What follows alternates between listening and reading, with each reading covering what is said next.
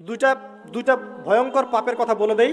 এই দুইটা পাপে যারা আসক্ত হয়ে আছে তারা তওবা করে ফিরে আসলে পরেও সারা জীবন তাদেরকে এটা সাফার করতে হবে। কথা বুঝতে পারছেন না? তওবা করে ফিরে এসেছেন মনে করেন, তারপরেও আপনাকে সারা জীবন এই পাপের ফলটা ভোগ করতে হবে। এক, মাদকদ্রব্য দীর্ঘদিন সেবন করেছেন, তওবা করেছেন, ফিরে এসেছেন, আল্লাহ হয়তো মাফ করে দিয়েছেন, আল্লাহ পাক মাফ করে দিয়েছেন, বাট আপনি আপনার দেহের যে ক্ষতিটা করে ফেলেছেন এটা পোষাতে পারবেন না। এক নাম্বার। দুই, তখন আপনি যদি বিয়ে করেন আপনি স্ত্রীকে সন্তুষ্ট করতে পারবেন না। হ্যাঁ। দুই নাম্বার হচ্ছে এই যে গোপনে যুবকরা যে পাপটা করে, মাস্টারবেশন, যেটাকে আমরা বলি হস্তমৈথুন, এই পাপ যেসব যুবকরা করছে বা করে, এবং অ্যাভেলেবেল এই পাপটা সবাই করে, কারণ এখন পর্নের যুগ, পর্ন দেখলে তো আর কোনো উপায় নাই, তখন তো এই পথেই যেতে হচ্ছে, নিজের উপরে নিজেকে জুলুম করতে হচ্ছে। যারা হস্তমৈথুনে অভ্যস্ত হয়ে গেছে এরা যদি তওবা করে ফিরেও আসে, শরীরের যে ক্ষতিটা হয়েছে এটা পূরণ হবে না কখনো।